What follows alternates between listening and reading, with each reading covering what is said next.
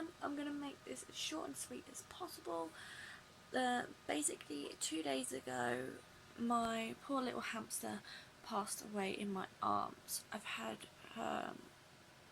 her for over 2 years now. She was nearly 3 years old when she passed. I haven't exactly worked out the date properly, but I will do that eventually. We have had the best few years together. At one point it was literally just us two, and it was great. She has always been the best, loving, friendly hamster. She's only ever bitten me twice. One was the first day I got her, and the last one was the last day I had her, which I think is a funny way of looking at our cycle together. I don't want to make this video really sad and depressing, but I just want to honour her life the best way that I can.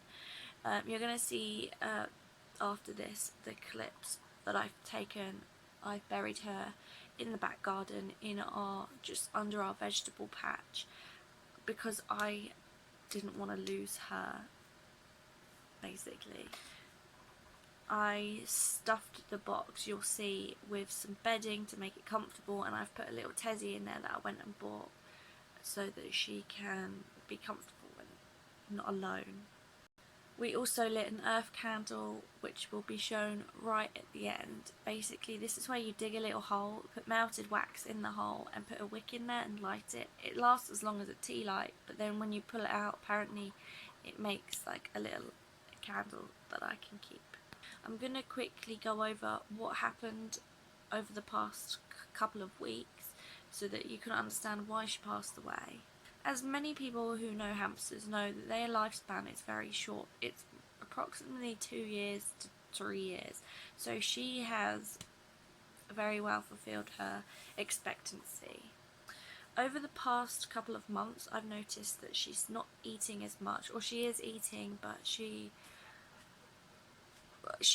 wasn't putting on weight. Like her waist was getting smaller and smaller, and I was a little bit worried. She was still bubbly, running around crazy. She was just thin. It then got to the past couple of weeks. Well, I had recently stopped taking her out all the time, just because it's stressful and she's tired and little. But the last couple of times that I've taken her out, she's got even smaller. She's got all scraggly, like fur, and she was looking old.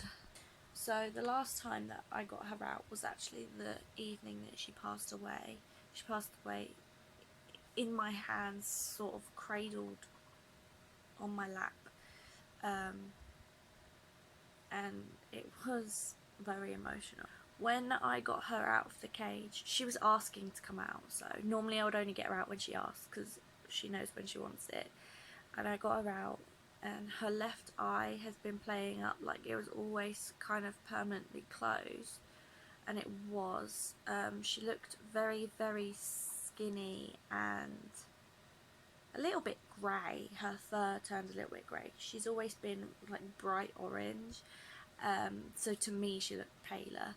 But she also was very, very sleepy. Like, Sachi has never been a hamster that would cuddle. She was very affectionate in her own way. Like, she'd want you to hand feed her, and she'd like to be held. She'd like to play and like run around you, but she has never ever laid on my lap in my hand and did nothing. So she basically liked me cradling her, and she was falling asleep, and I was like, this is magical. I did get Sam to take some pictures, because every time I take her out I get some pictures, or when she's in the cage I get some pictures. I've got like 300 pictures of her on my phone, and I don't know how many videos. But I noticed that she hasn't been cleaning her bum area, so I went to the bathroom to get some toilet roll, because I've got a spray that you can use on animals just to clean it. And when I got back, I picked her up and she started kind of gasping, or like, I can't explain it. It was horrific. She looked very uncomfortable, and then she started kind of shaking about and kept gasping, and I just held her, and I knew this was happening. I was crying, and a lot, and kind of not screaming, but like, oh my god, she's dying, what do I do, how do I save her? And Sam just said to me, she's got to go, you have to be there for her. So we were both petting her and telling her that we love her and saying thank you, and I kept saying sorry because I feel like it's my fault. I feel like I could have done so much more for her, and I just didn't. You know when you know a pet is only going to last so long, you always think, oh, my pet's going to last so much longer than that, and it's just shocking. When she stopped gasping, I'm going to call it gasping because that's the only way I could describe it, I've never seen her do that before. When she stopped doing that, I said to Sam, what do we do? Is she dead? He's like, no, she's not dead yet. Like, she still had a heartbeat and was still slightly moving. She became stiller. We put her on the bed so that she was really soft, and because my heart rate was probably going a mile a minute, like, she needed to be relaxed. So we put her on the bed between us, and we were petting her, and I could feel her heartbeat just getting lighter and lighter, and I knew that was it.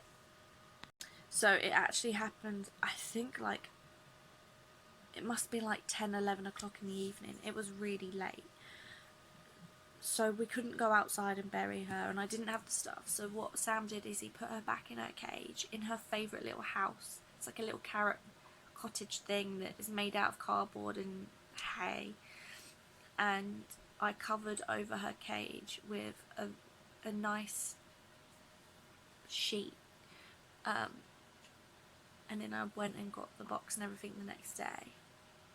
So I'm just gonna put you onto the footage now of her funeral, and at the end I will put some videos of her when she was younger and healthier and happier.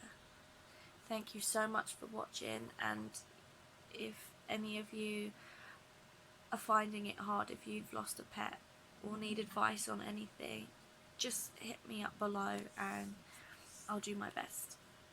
Thank you so much. Bye.